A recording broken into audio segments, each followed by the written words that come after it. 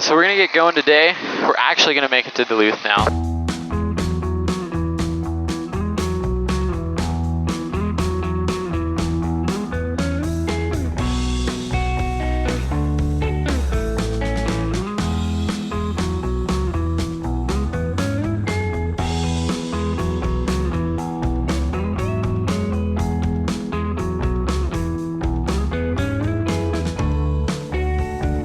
Grab Bonanza I, Hotel Papa, looking for an IFR to Delta Yankee Tango. Number 367 Hotel Papa, on cloud ground clear to Delta Yankee Tango Airport. As climb maintain 2,500. Expect 9,000 minutes after. Departure frequencies 134.7.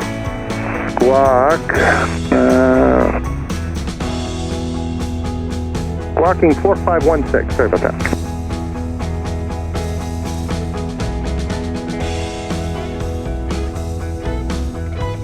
7 Hotel Papa, runway 18, clear for takeoff, flighting 200. 200, clear for takeoff, 18, Bonanza 367 Hotel Papa. System 42 Delta, runway 10 right, clear line. Clear land 10 right, 42 Delta.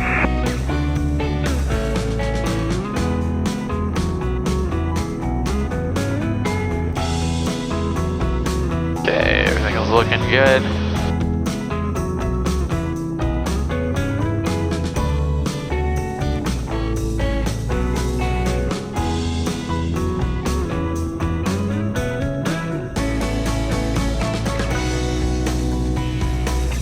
National Aircraft Information Tango is now current altimeter 2989er, flying cloud is now IFR. Yeah, so we're finally gonna make it to Duluth today. Hopefully, pretty sure, almost positive. Lots of airports up there, it's kind of fun. And then we're gonna head over to Michigan, check out maybe some cool little island airports there and stuff. And it's just gonna be fantastic. Today I got my new Bonanza Bro shirt. You can buy these below or at mattguthmiller.com/merch. It's the Bonanza Bro in the front. You can get, there's two versions. One has a Bonanza on the back, and the other has this kind of cool retro 1949 Beechcraft Bonanza ad, which I just think is cool because it's sort of like still super relevant today, but it's got this cool retro vibe. Number 375 November Delta, descend and maintain 3,000. You can get it on mugs, you can get it on decals, you can pretty much get it on everything. When we land, we're cleaning this window. It's really bugging me. You're cleaning the window? Is that what you're saying? Well, I think this is going to be a nice, easy flight. Hopefully. Yeah. After last night, you can use one. Yeah. Bonanza 7 Terrain Hotel Papa, system not available. 121.05, good day. Center 12105, 7 Hotel Papa, good day. So first GPS again. At least this time it's dead reckoning here. The second one's working, the top one's not. This happened the other night. Nothing in this airplane works. It's back. So Duluth is kind of this pretty interesting little town. It's the home of Cirrus Aircraft, of course, if you're into that kind of thing. And actually a fair bit of aviation history. In 1913, the summer of 1913, I found out the first like commercial airline was this like some sort of biplane flying boat in like Duluth Harbor that would like give rides or something. So that was like the beginning of commercial air travel. So that's kind of cool. Kind of a major shipping hub on the Great Lakes, sort of on the westernmost point of the Great Lakes. So you can go all the way between the Atlantic Ocean to kind of like mid-America and Duluth. So a lot of shipping there, stuff like that. Yeah, just a lot of history as like in trade and apparently aviation. And also just like a very scenic area. Pretty popular destination in this part of the country. Yeah, so this is Superior, Wisconsin over here. And that's Duluth over there on the other side of the water. So Wisconsin here, I think we're gonna be landing in Minnesota. But yeah, this is Wisconsin here, and that's Minnesota over there.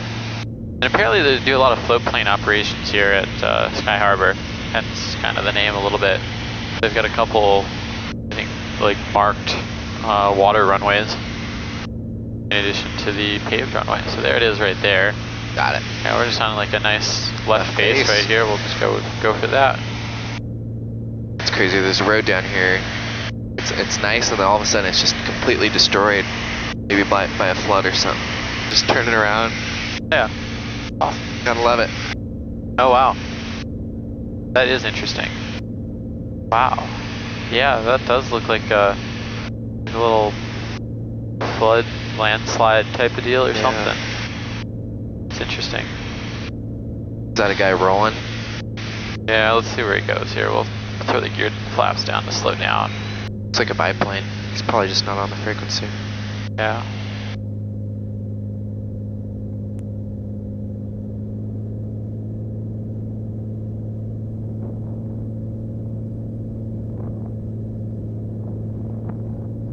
Definitely thought they had a parallel taxiway.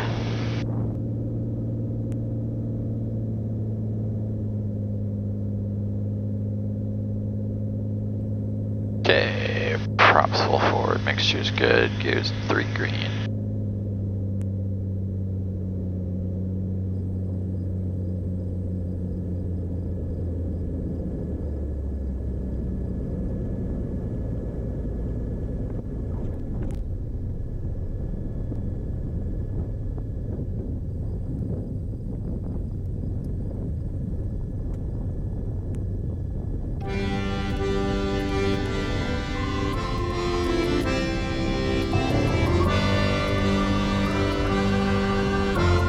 Seaplane firing up.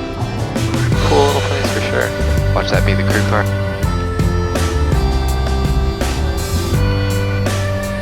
Kyber traffic 5.1 Hotel Bravo downwind for 3. Oh, now he says something.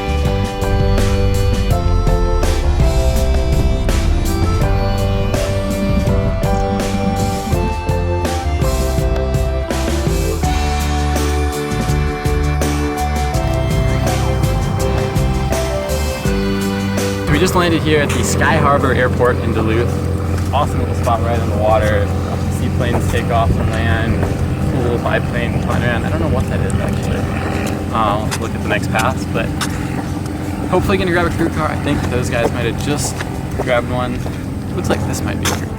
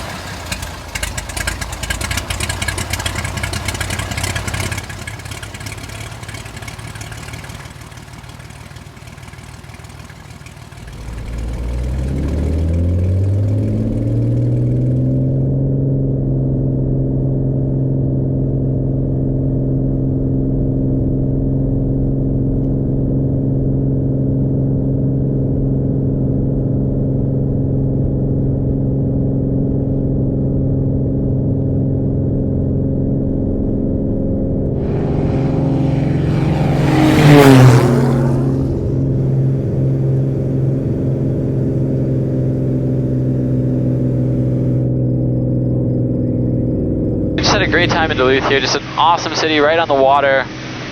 Cool views, got some great food. Watched some big ships come in through the lift bridge over here. Awesome airport, it's been there since like 1931, tons of history. First commercial aviation in the United States, in the world I think. It was right here in 1913. Some sort of like biplane flying boat on the harbor out here.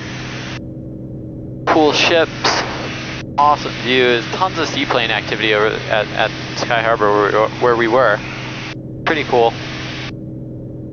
Awesome, awesome stuff. Now we're gonna head over to Michigan, check out some cool islands there. Possibly this uninhabited little island with a 3,000 foot grass strip that the RAF just reopened. That should be pretty cool. We're probably not gonna be able to land there just because they've gotten a ton of rain recently. Probably gonna be too wet, but we'll take a look and see what it looks like. Then head down to Detroit. Sounds like a plan. The colors and stuff are just really cool. So yeah, we're heading to Michigan. Make a quick fuel stop. Land O'Lakes, Wisconsin. You didn't clean the bugs off. No, I was thinking that when we were leaving. I was like, forgot. Should we start down, try to get through this little gap here? I think that's a good idea. I'm gonna stay nice and reclined. I love stuff like this because it's just like, you can tell how it's just untouched. Like this has looked exactly the same for like probably the last 1,000 years, Yeah. Like when the first European explorers came through here like a couple hundred years ago. Looked just like this. I get why it's called Land O'Lakes. Oh yeah. Yeah, I wouldn't mind just being on a boat down there right now. I wish we had floats just set down somewhere here. Right. It's probably like a lodge or something to go grab something to eat, Oh, yeah. land, taxi up. Okay, gears 3 green, that's good. Please ensure your seat backs and tray table is in the upright and lock position. That's what I have to say to you.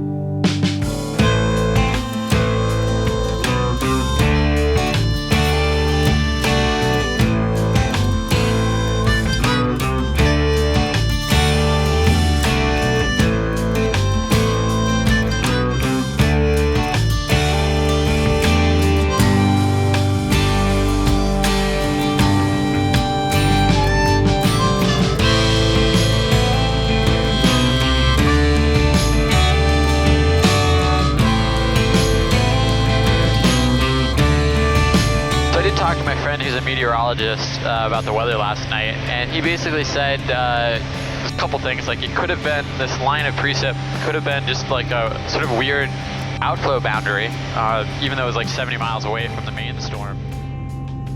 We also figured we probably wouldn't be able to stop at North Fox Island anyhow, just because they've gotten so much rain lately.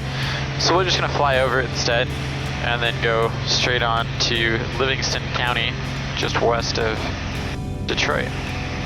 So of course we are going to be crossing Lake Michigan, which always seems to bring up the question of like, is it safe to fly across water in a single engine airplane? Is any of this safe really? And in short, the answer is yes. We'll be high enough over this crossing that we'll be within gliding distance of land for all but a couple minutes. The odds that the engine is going to fail in those couple of minutes is incredibly small. And if it does, we've got life vests. Normally I have a life raft as well. We don't have that today. But we've got life vests. We'll survive in the water. Plenty of time to be rescued today. So that's not really a concern. But the bigger thing is that like somebody pointed out when I was leaving Mackinac Island in a video a while back, you'll have to go check it out. At night, they were concerned about like flying over the water at night. And my response was, I can't think of a safer thing to be flying over at night. I would certainly rather be flying over water at night than like trees or a city or something like that. You know, barring an airport or a well-lit highway, at night water is often your best place to land because there's nothing to hit. And 90+% of the time it's survivable.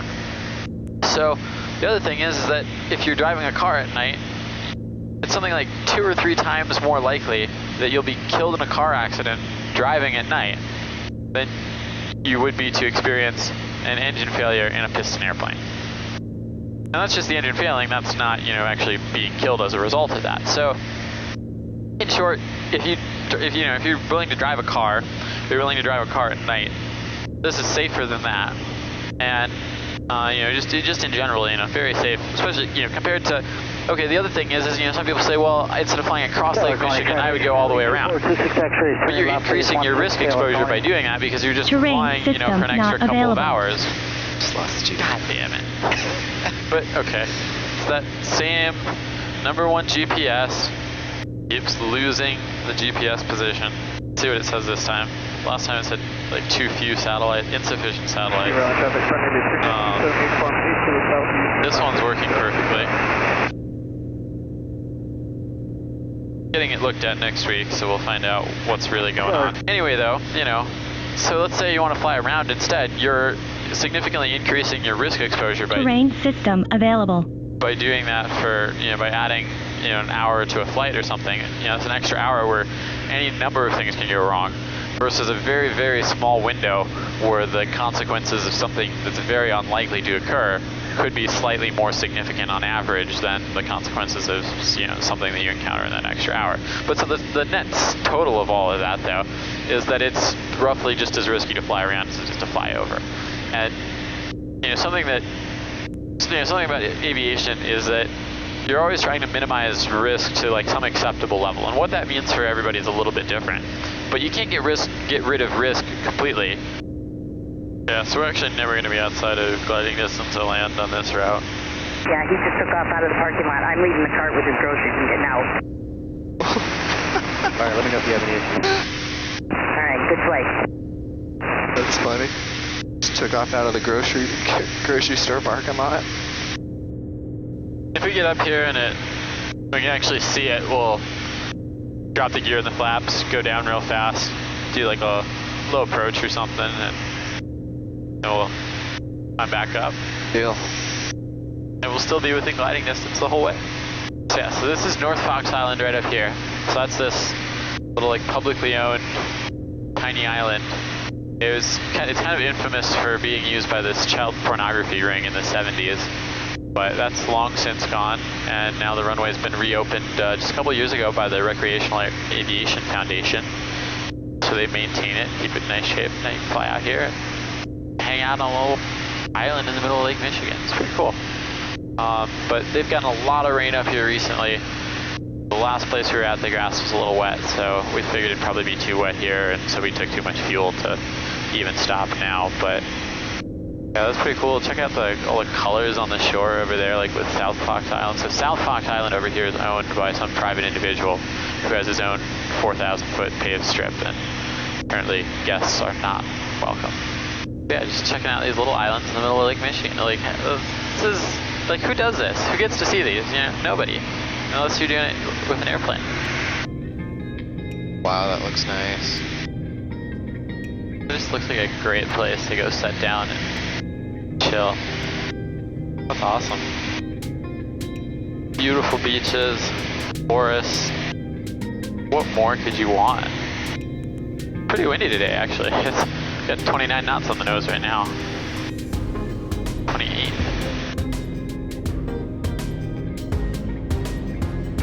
That's pretty nice.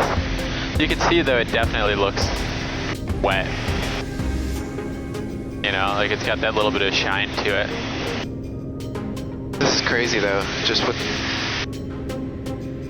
the trees that are 100. With the trees that are, look, check that out. Like that looks like something out of the Caribbean. Oh yeah. Like that's so cool. Do you want to do that again? Yeah, let's do that again. Check that out. Like that's just so cool.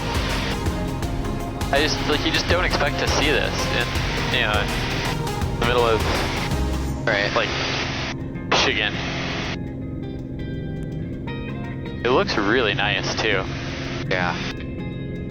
Yeah, okay. Perhaps whole forward mixture is good. Check this place out. Oh!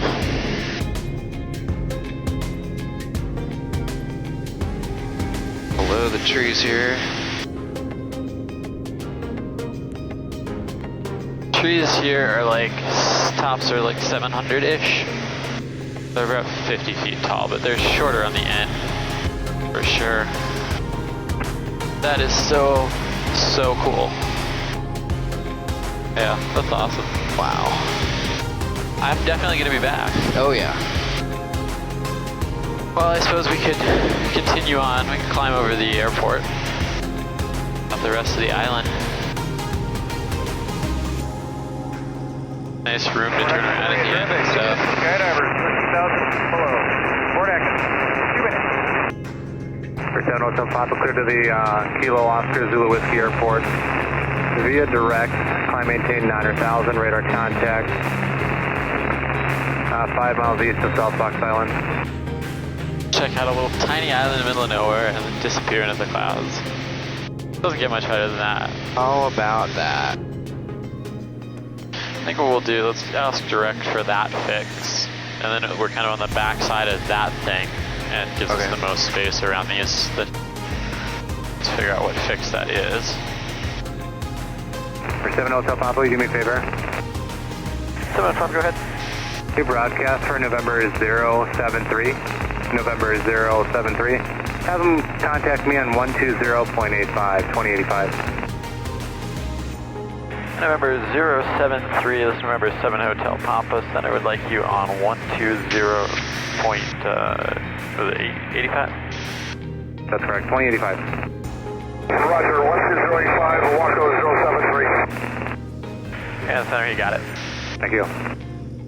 November 7 Hotel Papa, there are a few cells of heavy and extreme popping up now just south and southwest of Saginaw, mainly extending to the southwest from that point there. 7 Papa, thank you. And does it look like there's still kind of a gap to the east of that stuff? 7 Hotel Papa, yeah, that's what I'm showing as well. Okay, we'll keep heading for that, and we'll see what it's like when we get up there. Thanks, just keep us advised. So that stuff over there is building a little bit more, so we'll just kind of dodge it a bit more, get out in front of that, and then up that way, or at least that's the plan. Doesn't quite turn out that way. There's a bunch of airports up in here that we can just go land at. Nice nap. 7 Hotel Papa, the radar does depict widely scattered moderate to heavy precipitation. Straight ahead, direct to CFS starting at 12 o'clock, 10 miles, extending to CFS and beyond.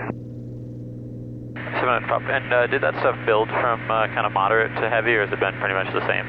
I'm showing it as moderate to heavy, and it's stayed pretty consistent. Okay, we'll continue like this for now, and we'll let you know how it goes, 7 Papa. 7 Hotel Pop, are you over CFS just for weather avoidance? Affirmative. That was kind of what was looking best on our next ride here. How's that look for you? Direct CFS, if you go all the way to it, and the name of that airport is, by the way, is Tuscola or Cairo. If you go all the way to Cairo, you'll put yourself in moderate to heavy with some isolated extreme embedded. South of Cairo, it's a little bit better, it's only scattered. Okay, let's stay on this heading for now. When we get closer, just let me know what it's looking. I mean, I'm thinking the way that's moving, it's going to be gone by the time we get there. Right. That's why I did it, so then we'll be just on the very back side of that stuff and hopefully out in front of this stuff. But the problem is, I don't know if he is, I mean, so like I'm very much aware that this is moving like this, and the latest thing that we're seeing is like 15 minutes ago. And I feel like to him, it's more like he thinks that it's like roughly where it is right now. So that's kind of been my experience in general with ATC, or like with center. Is that they're like, yeah, go around this thing. And I'm like, well, I'm depicting it there, but I see it there. So no, actually, I'm going to go that way, not that way. But this is a nice little view in between the clouds. Shot, and when we get there. 7 Hotel Papa update on the precip. It's moved a little bit further east now. Straight ahead, there is a gap between areas of moderate to heavy over Cairo Airport. you'd have to probably deviate southeast after Cairo before turning to Livingston County on that route. There's also a gap due south of you at your 2 o'clock at about 15 miles. There's a gap there, and you would basically go on a 180 heading for about 30 miles to get to clear of all precip. Okay, we'll try 170 for now, 7 Hotel Pop. Alright, through the... Yeah, right. But see, that's exactly what I said. Yeah, exactly. you called it. Because now we're showing like what he was showing then. Right. There we go. It's nice that it's daylight. We can see what's going on too. It's yeah, so I'm thinking that little thing there is that little cell, and right. This is the eastern edge of that. So let's go just a little bit further. He said if we need to deviate, we can. Yep. So we're going to. So that's where like you can't, rely on what you're seeing here, because this is delayed by probably at least 15 minutes, probably 15 to 20 minutes. What he's seeing is delayed by at least like 5 minutes. So you've just got to kind of, keep a wide berth and 7 Hotel Papa, you have moderate to heavy straight ahead of you about 8 miles. The gap that I'm displaying is more at your 12:30 to 1 o'clock. And 7 Hotel Papa, how far to our right would we have to turn to just be on the very eastern edge of that gap that you're showing? You'd have to turn about, looks like about 10 to 15 degrees to the right to go down the eastern edge, maybe even 20 degrees right. 7 Papa, Roger. We'll try about 10 right for now. Okay. But yeah, so you just got to kind of anticipate where this stuff is moving and know that you really don't know exactly where it is. And then just, give it plenty of room so that it doesn't matter that don't know exactly where it is.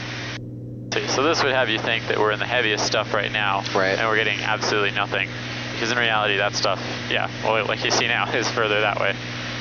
And of course, even if we went through the middle of this thing, it wouldn't be terrible. I mean, this is just like moderate precip. We'd get tossed around a little bit. It's not like there's any lightning or anything that really, screams danger for that thing.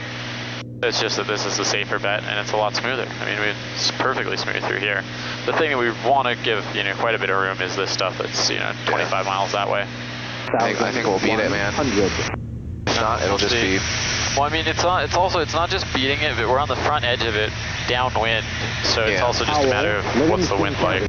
I mean, the thing is, we got lots of options if we don't beat it, or we get up there and we don't like what we're seeing or what we're feeling. Lights are on, boys. We'll see you in a few. Thanks, brother. Altimeter 3. You better be getting pictures of that sky. It's freaking awesome from down here. Yeah, it looks bananas from up here, too. Yeah, Livingston County Bonanza 7 Hotel Papa is 4 to the northeast. Going to be the left base for runway 13 at Livingston County. Visibility 10,900.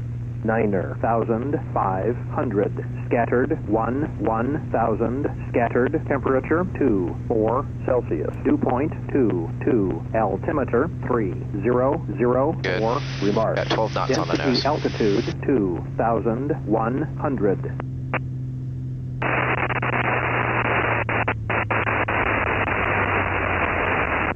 Howell, Livingston County, Spencer J. Hardy Airport. Automated weather observation 0028 Zulu weather wind 16. We made it. Yeah, baby. Well, that was fun. Now we're gonna spend the night here, grab a bite to eat, because I'm starving again. Fly some fun planes in the morning, and then continue from there. He's got that remote control tug. Oh yeah.